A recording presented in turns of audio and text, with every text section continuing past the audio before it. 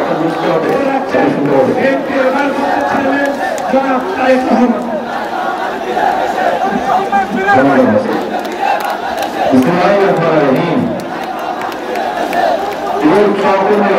কেমন আছে তোমার সব ভাই? আলহামদুলিল্লাহ। এই মুহূর্তে আমার সামনে উপস্থিত ভবিষ্যৎ বাংলাদেশ, বাংলাদেশের সম্ভাবনাময় লাখো লাখো গ্রুপ, তোমরাই আগামী দিনের বাংলাদেশ মুক্ত বাংলাদেশের তোমরাই প্রতিষ্ঠিত করবে নিজেদের অধিকার। আজকে রোহিঙ্গা তাদের এই অভিজ্ঞতা, পরামর্শ আর তোমাদের বিচক্ষণ এবং বুদ্ধিদীপ্ত ভূমিকায় নির্মিত হবে এই ইনশাআল্লাহ আগামী দিনে বাংলাদেশ লাখো শহীদের আকাঙ্ক্ষার বাংলাদেশ। বাংলাদেশ জাতীয়তাবাদী ছাত্র দলে আজকে এই মহাসমাবেশের সম্মানিত সভাপতি রাকিব, উপস্থিত বাংলাদেশ জাতীয়তাবাদী দলের সম্মানিত মহাসচিব জনাব ফখরুল ইসলাম আলমগীর, উপস্থিত জাতীয় নেতৃবৃন্দ মঞ্চে উপস্থিত, আমার সামনে উপস্থিত সমাবেশে অংশগ্রহণ করে লাখো তরুণ সহকর্মীবৃন্দ, ভবিষ্যৎ বাংলাদেশের সদস্যবৃন্দ, আসসালামু আলাইকুম। প্রিয় ভাই বোনেরা, দেড় দশককে ফ্যাসিবাদী বিরোধী আন্দোলনে ছাত্র দলের হাজার হাজার নেতাকর্মী হতাহত হয়েছে। মামলা, হামলা, জেল, জুলুম, নির্যাতন, খুন, গুম, অপহরণের শিকার হয়েছে ছাত্র দলের হাজারো হাজারো নেতাকর্মী। শুধুমাত্র এই যে জুলাই গণঅভ্যুত্থান, এই জুলাই গণঅভ্যুত্থানে চট্টগ্রামের ছাত্র দল নেতা ওয়াসিম সহ শতাধিক নেতাকর্মী শহীদ হয়েছে, আরো আহত হয়েছেন হাজারো হাজারো। গণঅভ্যুত্থানের সময় শুধুমাত্র ছাত্র দলে ২,০০০-এরও বেশি নেতাকর্মী গ্রেফতার হয়েছে। প্রিয় সহকর্মীবৃন্দ, যেই সংগঠনে তোমাদের উৎপাদন সাহসী মায়ের সন্তানেরা রয়েছে, সেই সংগঠনের অগ্রযাত্রাকে কোন ব্যক্তি কেউ টিকিয়ে রাখতে পারবে না ইনশাআল্লাহ।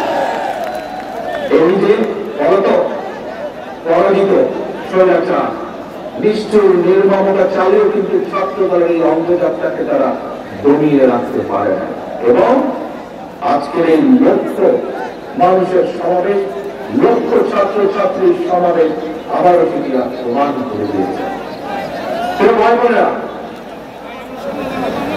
এই সমাবেশে উপস্থিত তোমাদেরকে এবং তোমাদের মাধ্যমে আমি সারা বাংলাদেশের জাতীয়তাবাদী ছাত্র দলের সকল নেতাকর্মী সমর্থকদেরকে জানাই বিরোচিত অভিনন্দন। একটি কথা মনে রাখবে সবাই, তোমরা যদি তোমরা আগামী দিন সাহস এবং সততার সঙ্গে এগিয়ে যাও, তাহলে বাংলাদেশের গণতান্ত্রিক জনগণ তোমাদের সাথে আছে, ইনশাআল্লাহ তোমাদের সাথে ভবিষ্যতেও তারা থাকবে। মনে রাখবে সবসময় একটি কথা, এই দেশের জনগণই বিএনপি তথা বাংলাদেশী জাতীয়তাবাদী শক্তির সকল রাজনৈতিক ক্ষমতার উৎস। প্রিয় বন্ধুরা, 1971 সালের স্বাধীনতা অর্জনের যুদ্ধ, 2024 সালের স্বাধীনতা রক্ষার যুদ্ধ এবং এই অভ্যুত্থানের ফ্যাসিবাদী পতন কিংবা স্বৈরাচার বিরোধী আন্দোলনে যারা শহীদ হয়েছে, আজকের এই সমাবেশে দলমত নির্বিশেষে আমি আল্লাহর দরবারে সকল শহীদদের আত্মার মাগফিরাত কামনা করছি। সকল শহীদদের শোকাহত পরিবারের প্রতি জানাই গভীর শ্রদ্ধা। প্রিয় বন্ধুরা, স্বাধীনতার 54 বছর পার হয়েছে।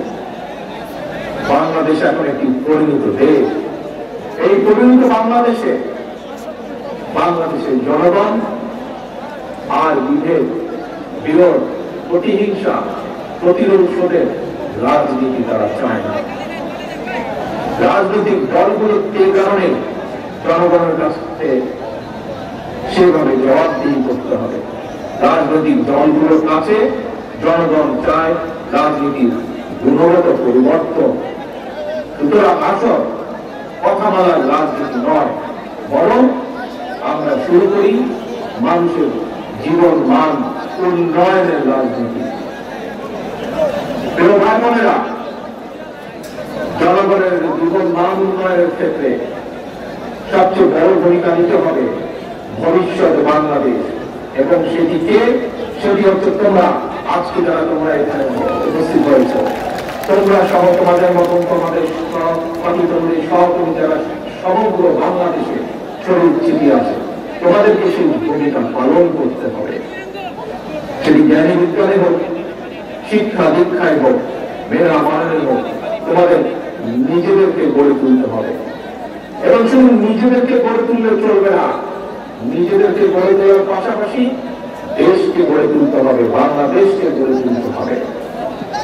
বন্ধুরা, সেই মহান লক্ষ্যকে সামনে রেখে বাংলাদেশ জাতীয়তাবাদী দল বিএনপি আগামী দিনের নীতি, ধর্মীয় সামাজিক মূল্যবোধ উচ্চকিত মানবিক মানুষ করার রাজনীতি শুরু করতে চায়। বিএনপির আগামী দিনের নীতি কর্মসংস্থান সৃষ্টি আর নিরাপদ কর্ম পরিবেশ নিশ্চিত করার রাজনীতি। আজকের এই জনসংখ্যাকে জনসম্পদে রূপান্তরিত করার রাজনীতি, মানবিক মূল্যবোধ উজ্জীবিত কর্মমুখী শিক্ষা, কারিকুলাম প্রণয়ন এবং বাস্তবায়নের রাজনীতি। এই বিষয়গুলো যেহেতু তোমরা ছাত্র দল, তোমরা যেহেতু ছাত্র সমাজের অংশ, সেগুলোই আজকে তোমাদের সাথে সরাসরি সম্পর্কিত এরকম দু চারটি বিষয় তোমাদের সামনে আমি তুলে ধরব। প্রিয় ভাই বোনেরা, আমি মনে করি সকল ছাত্র ছাত্রীকেই কোনো একটি রাজনৈতিক সংগঠনের সদস্য হতে হবে, এটি কোনো জরুরি বিষয় নয়। তবে প্রত্যেক শিক্ষার্থীকে যার যার অঙ্গনে সফল হওয়ার জন্য নিজেদেরকে যোগ্যতম হিসাবে গড়ে তোলার প্রচেষ্টা থাকা সবচাইতে বেশি জরুরি। তোমরা তোমাদেরকে যোগ্য নেতৃত্ব হিসেবে গড়ে তুলবে, এটি জরুরি। তবে একই সাথে একটি জরুরি কথা মনে রাখতে হবে, যোগ্য নেতৃত্বের অর্থ শুধুমাত্র নেতা কিংবা নেতৃত্বের অর্থ শুধুমাত্র কোন একটি রাজনৈতিক দলের পদবি অর্জন কিংবা শুধু ভবিষ্যতে এমপি বা মন্ত্রী হয় নয়, বরং শিল্প, সাহিত্য, সংস্কৃতি, শিক্ষা, স্বাস্থ্য, কৃষি কিংবা ব্যবসা, প্রত্যেকটি সেক্টরেই দক্ষ নেতৃত্ব প্রয়োজন। কারণ এই সবগুলো সাবজেক্টের সাথে দেশের সামনে এগিয়ে যাওয়া সম্পর্কিত। তোমাদের নিজেদেরকে দক্ষ এবং যোগ্য হিসাবে গড়ে তুলতে হবে। প্রত্যেকটা সেক্টরে তোমাদের যোগ্য নেতৃত্বই একমাত্র পারে আগামীর বাংলাদেশকে বদলে দিতে, শহীদদের কাঙ্ক্ষিত বাংলাদেশ গড়ে তুলতে। প্রিয় ভাই বোনেরা, প্রিয় সহকর্মীবৃন্দ, বন্ধুবৃন্দ, শিক্ষা জীবন শেষে একজন শিক্ষার্থী কিভাবে সহজে তার কর্মজীবন শুরু করতে পারে, এটি কিন্তু প্রত্যেকটি শিক্ষার্থী, ছেলে মেয়ে যেই হোক না কেন, প্রত্যেকটি শিক্ষার্থীর জন্য একটি অত্যন্ত চিন্তা বা ভাবনার বিষয়। ভবিষ্যতে শিক্ষার্থীদেরকে যাতে কর্মসংস্থান নিয়ে হতাশায় পড়তে না হয়, আমাদের দল বাংলাদেশ জাতীয়তাবাদী দল বিএনপি সেই আলোকেই শিক্ষা ব্যবস্থার সংস্কার এবং জব অপরচুনিটির জন্য কর্ম পরিকল্পনা বা প্ল্যানিং তৈরি করছে। আমরা মনে করি একাডেমিক স্টাডির পাশাপাশি শিক্ষার্থীদেরকে যদি স্কুল পর্যায় থেকে নিজ নিজ ক্ষেত্রে, অর্থাৎ যার যেটি ইন্টারেস্ট, এই ক্ষেত্রগুলোতে পলিটিক্যাল নলেজ বা ব্যবহারিক জ্ঞান অর্জনের দিকে ব্যবস্থা করে দেওয়া যায়। এর মানে শিক্ষা ব্যবস্থায় শিক্ষার্থী যারা থাকবে বা থাকা অবস্থাতেই একজন শিক্ষার্থীর বাস্তব কর্ম অভিজ্ঞতা তৈরি হয়, তাহলে একজন শিক্ষার্থী স্কুল, কলেজ বা বিশ্ববিদ্যালয় শেষ হলে অথবা ড্রপ আউট হলে তাকে বেকারত্বের অভিশাপ হয়তো পোহাতে হবে না। বাস্তব অভিজ্ঞতা থাকলে একজন শিক্ষার্থী ইতিহাস, ভূগোল অথবা অন্য যে কোনো সাবজেক্টে লেখাপড়া করুক না কেন, বিশ্ববিদ্যালয় 4 বছর শেষ করার পর চাকরির জন্য তাকে আমরা ধরে নিতে পারি সময় ক্ষেপণ করতে হবে না। সেই লক্ষ্যটাকে সামনে রেখে বিএনপি স্কুল পর্যায় থেকে ব্যবহারিক এবং কারিগরি শিক্ষার উপর জোর দিয়ে আগামী দিনে শিক্ষা কারিকুলাম ঢেলে সাজানোর কাজ করছে এবং আমাদের দলের থেকে আমাদের দলের ভিতরে যারা এই ব্যাপারে এক্সপার্ট আছেন সেই বিশেষজ্ঞ টিম এর মধ্যে দায়িত্ব দেওয়া হয়েছে, তারা সেগুলোকে সেভাবে তৈরি করছে, সেই কাজগুলোকে সেভাবে তারা তৈরি করছে। প্রিয় বন্ধুরা, ছাত্র ছাত্রী অর্থাৎ তারুণ্যের শক্তি এবং নারী শক্তিকে কর্ম পরিকল্পনার বাইরে রেখে একটি রাষ্ট্র কখনোই সামনে এগিয়ে যেতে পারে না। আমি এর আগেও কয়েকবার বলেছি, আজও তোমাদের সামনে আমি তুলে ধরতে চাই। এই যে গ্লোবালাইজেশনের যে এই সময় নারী পুরুষ সকলের সামনে কিন্তু সকল সম্ভাবনার দ্বারা উন্মুক্ত চিন্তাবাদিতার কারণ। আমাদের এই তারুণ্য, আমাদের এই শিক্ষার্থীরা যাতে সকল সম্ভাবনাকে সাফল্যে রূপান্তরিত করতে সক্ষম হয়, এই জন্য একটি বাস্তবধর্মী সুষ্ঠু নীতি পরিকল্পনা আমরা তৈরি করছি এবং সেটি বিএনপি তরুণ জনগোষ্ঠীর সামনে উপস্থাপন করতে চায়, যাতে করে আগামী দিনে তাদের পথ চলা সহজ হয়ে যায়। বন্ধুরা, তথ্য প্রযুক্তির এই সময় বিশ্ব বাজারের সঙ্গে দক্ষতা এবং যোগ্যতার প্রতিযোগিতায় যদি টিকে থাকতে হয়, তাহলে অবশ্যই তোমাদের সকলকে তথ্য প্রযুক্তি এবং কারিগরি শিক্ষায় দক্ষতা অর্জন করতে হবে।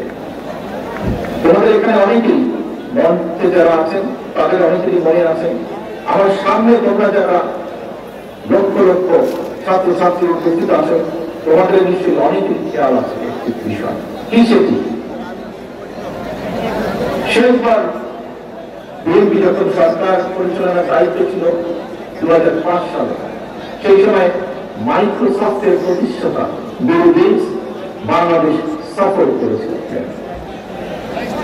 সেই সময় পর্যায়ক্রমিকভাবে দেশের 10,000 শিক্ষক এবং 2 লক্ষ শিক্ষার্থীকে আইটি প্রশিক্ষণ দেওয়ার জন্য বাংলাদেশের সঙ্গে 3 বছর মেয়াদী একটি চুক্তি সম্পন্ন হয়েছিল। ইনশাআল্লাহ আগামী দিনে জনগণের রায় বিএনপি আবারও রাষ্ট্র পরিচালনার দায়িত্ব পেলে এইবার আমরা স্কুল পর্যায় থেকে শিক্ষা কারিকুলামের ভেতরে আইসিটি এবং কারিগরি শিক্ষা ব্যবস্থাটিকে আমরা প্রবর্তন করব। শুধু এটাই নয়, অপশনাল না, বরং কম্পালসারি হিসাবে আমরা খেলাধুলা এবং আর্ট এবং কালচারকেও আমরা শিক্ষা কারিকুলামের ভিতরে নিয়ে আসবো, যাতে সেটির মধ্যে এই সাবজেক্টগুলো যাতে প্রত্যেকটি ছাত্রছাত্রী যার যেটি পছন্দ সেই অনুযায়ী সে দক্ষতা অর্জন করতে সক্ষম হয়।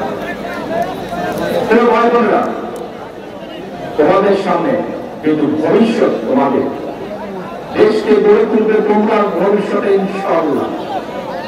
তোমাদের সহকর্মী যারা শহীদ হয়েছে, সেই শহীদদের কাঙ্ক্ষিত বাংলাদেশ তোমরা গড়ে তুলবে। গড়ে তুলতে হলে নিজেদেরকেও সেভাবে যোগ্যতাভাবে গড়ে তুলতে হবে।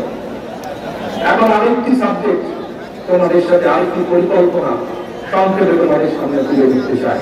কিভাবে আমরা আমাদের ভবিষ্যৎ প্রজন্মকে যোগ্য হিসাবে গড়ে তুলতে চাই, তার একটি ছোট্ট পরিকল্পনা তোমাদের সামনে আবার তুলে ধরছি আমি। একাধিক ভাষা জানা যে কোনো ব্যক্তির জন্যই দেশেই হোক বিদেশি হোক নিজের মেধা এবং যোগ্যতাকে কাজে লাগানোর সুযোগ সবচাইতে বেশি। এবং এই কারণেই বিএনপি বিশেষ করে তরুণ প্রজন্মের সামনে একাধিক ভাষা শেখার সুযোগ তৈরি করে দিতে চায়। বর্তমানে স্কুল বা কলেজগুলোতে যেভাবে বাংলা স্বাভাবিকভাবে আছে, বিভিন্ন সাবজেক্টের কারণে ইংরেজিও শেখার সুযোগ আছে, কিন্তু এই ইংরেজি ভাষার উপরে আমরা বিশেষভাবে আলাদাভাবে আমরা এমফাসাইজ দিতে চাই, জোর দিতে চাই, যাতে আমাদের ভবিষ্যৎ প্রজন্মের ছাত্র ছাত্রীরা এই ভাষাটা আরো দক্ষভাবে ব্যবহার করতে পারে, দক্ষভাবে শিখতে পারে। কিন্তু শুধু তাই নয়, এটার পাশাপাশি আমরা আরো কতগুলো ভাষা রাখতে চাই, যেই ভাষাগুলো জানা থাকলে আমাদের ভবিষ্যৎ প্রজন্ম, আমাদের ছাত্র ছাত্রীরা পৃথিবীর যেখানেই যাক না কেন তারা সেই দেশে যে কোনো ভাবে কর্মসংস্থান ব্যবস্থা করতে পারবে। আমরা কিছু কিছু কিছু ভাষা আমরা ইন্ট্রোডিউস করব, হতে পারে আরবি, হতে পারে ম্যান্ডারিন, জার্মান, ফ্রেঞ্চ, জাপানিজ সহ এরকম কয়েকটি ভাষা আমরা রেখে দিব।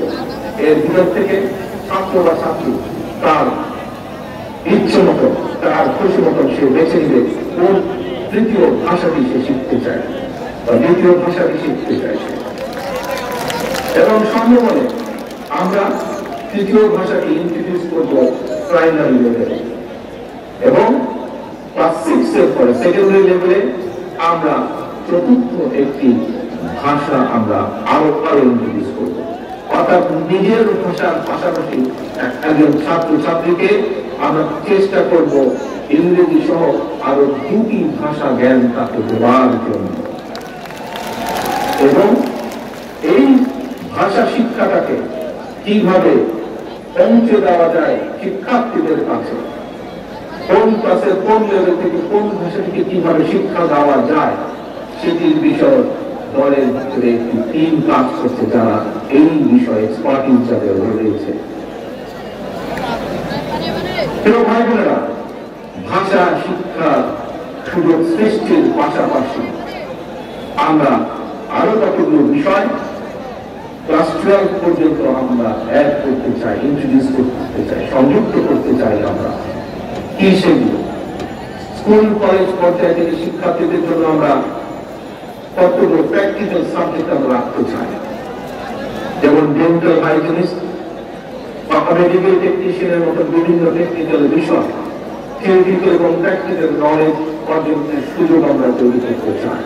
এবং ইনশাআল্লাহ আগামী দিনে জনগণের রায় বাংলাদেশ জাতীয়তাবাদী দল দেশ পরিচালনার দায়িত্ব পেতে দ্রুততার সঙ্গে এই বিষয়গুলো আমরা শিক্ষার্থীদের জন্য ইনস্টিটিউট বা বাস্তবায়নের কাজ শুরু করবো, বাস্তবায়ন করবো ইনশাআল্লাহ।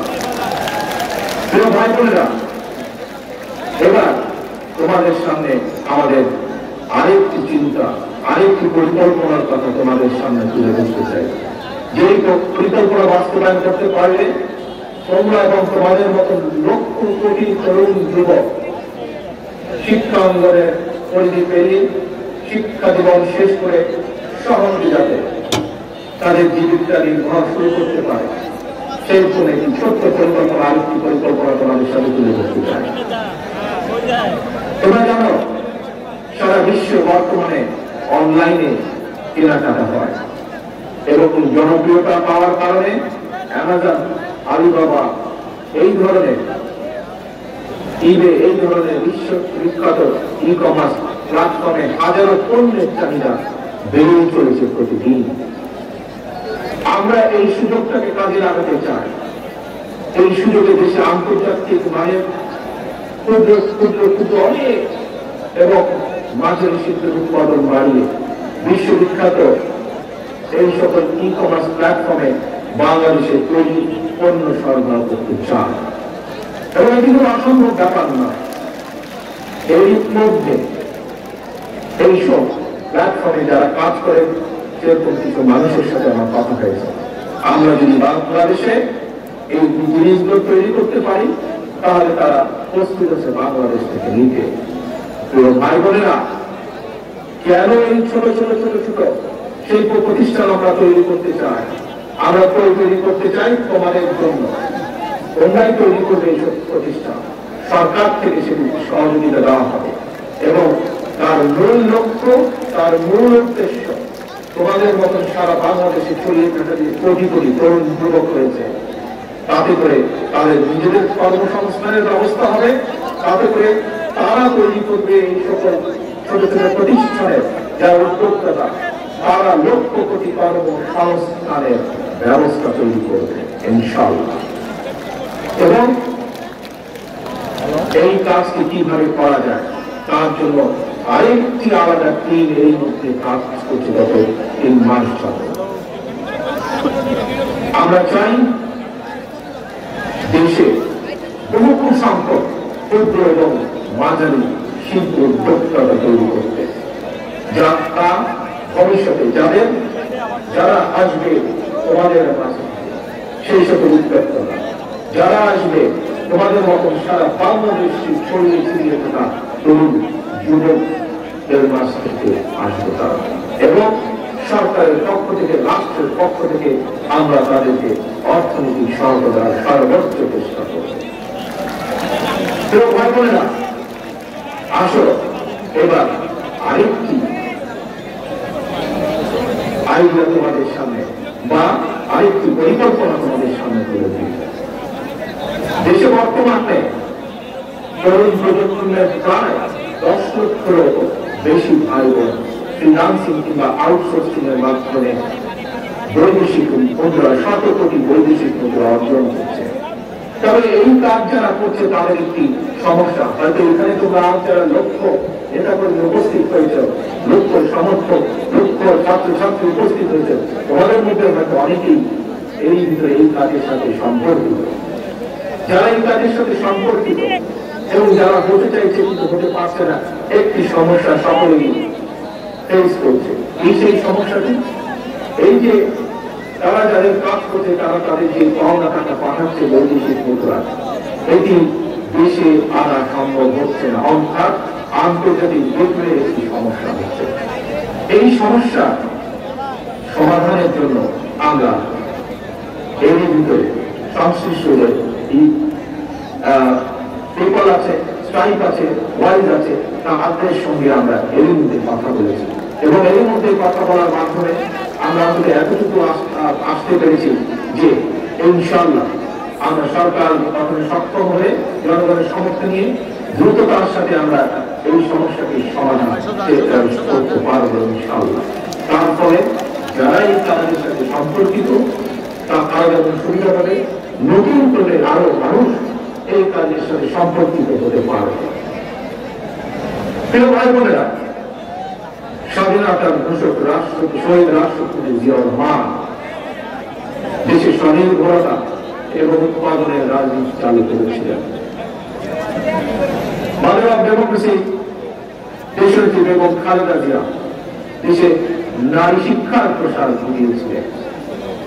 স্বনির্ভর জনগণ, স্বনির্ভর বাংলাদেশ, এটা গঠনের ধারাবাহিকতায় বিএনপি বর্তমানে দেশে বিদেশে কর্মসংস্থান সৃষ্টি এবং নিরাপদ কর্ম পরিবেশ নিশ্চিত করার রাজনৈতিক কর্মসূচি এবং পরিকল্পনা গ্রহণ করছে। এর মধ্যে কয়েকটি প্ল্যান প্রোগ্রাম আমরা তোমাদের সামনে তুলে ধরেছি। এর বাইরেও আমরা কৃষি, ক্রীড়া, স্বাস্থ্য, পরিবেশ সহ প্রতিটি সেক্টরে সুনির্দিষ্ট পরিকল্পনা নিয়ে আমরা কাজ করছি। তবে সকল কর্ম পরিকল্পনা যদি যথাযথভাবে বাস্তবায়ন করতে হয় তার জন্য প্রয়োজন তারুণ্য নির্ভর একদল মেধাবী মানুষ।